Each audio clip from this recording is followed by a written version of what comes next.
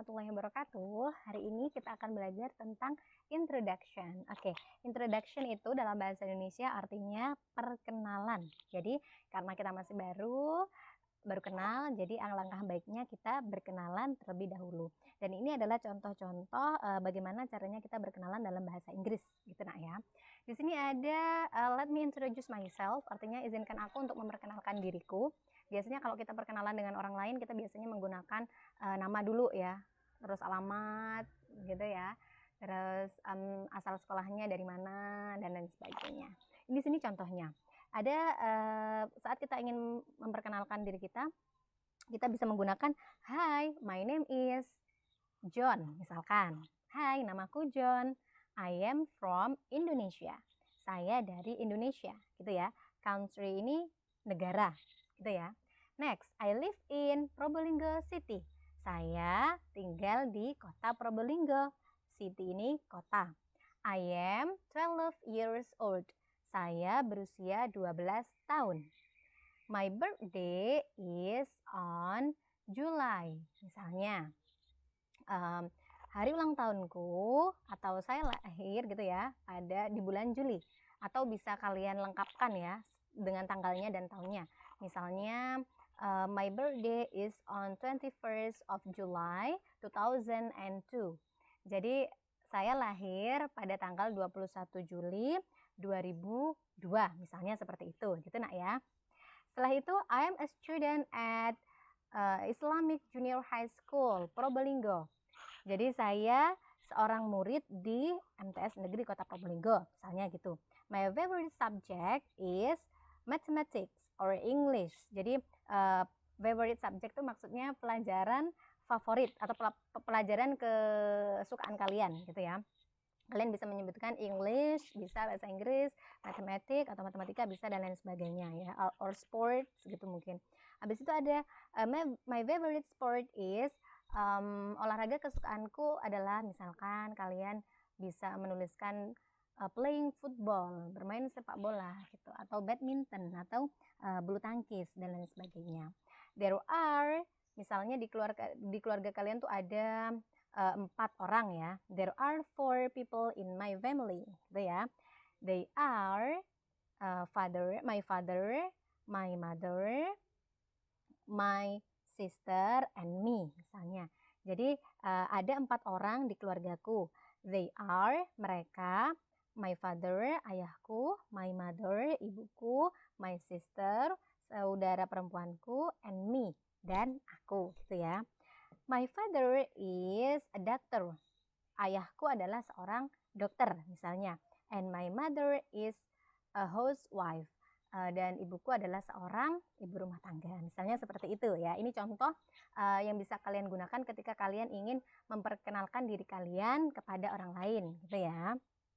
Selanjutnya, oke, di sini kita akan belajar tentang penggunaan subjek dan to be. Jadi di dalam bahasa Inggris itu juga ada yang namanya subjek, nah sama seperti di bahasa Indonesia, subjek itu artinya pelaku ya, orangnya siapa gitu ya. Kalau di bahasa Inggris, I itu artinya saya atau aku ya. He itu artinya dia laki-laki. She itu artinya dia perempuan. It itu kata ganti untuk benda, artinya itu. We itu artinya kami atau kita. You itu artinya kamu atau Anda. They itu artinya mereka, gitu ya. Dan to be, apa sih Miss to be itu? To be itu adalah kata ganti atau kata bantu ya. Jadi saat kalian ingin membuat sebuah kalimat sederhana ya dengan kondisi yang tetap, misalnya kondisi tetap itu misalnya gini, yang mengandung kata sifat ya, ataupun kata benda. Kata benda itu bisa profesi ya, ataupun keterangan tempat. Jadi contoh misalnya, saya seorang siswa misalnya. Jadi saya itu bisa menggunakan I, dan kita seorang siswa. Kita membutuhkan sebuah to be. To be itu bisa am, bisa is, bisa are dan lain sebagainya. Jadi I am a student gitu ya. Jadi saya adalah seorang murid gitu atau siswa. Itu nak ya. Oke, di sini adalah contoh bagaimana caranya kita membuat sebuah kalimat yang sederhana atau simple sentence gitu ya. Rumus. Di sini ada rumusnya. Kalau di bahasa Indonesia kita kan biasanya tahu dengan ada subjek, predikat, objek gitu ya. Di bahasa Inggris juga ada yang namanya subjek, ada yang namanya to be, dan ada yang namanya objek gitu ya. Subjek itu pelaku, to be itu kata bantu ya, dan itu pasti harus ada ya. Habis itu objek. Objek itu bisa berupa adjektif, adjektif itu artinya kata sifat.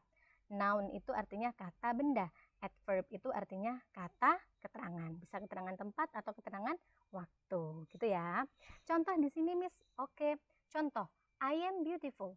Saya cantik. I itu sebagai subjek.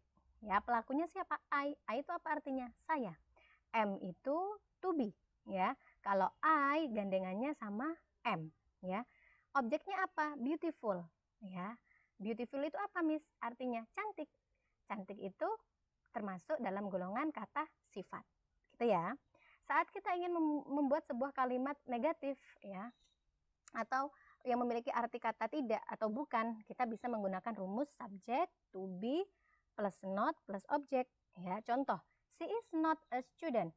She itu subject, is itu to be, not itu rumusnya yang memiliki arti tidak atau bukan, itu artinya seorang, student itu artinya murid, yang artinya she is not a student.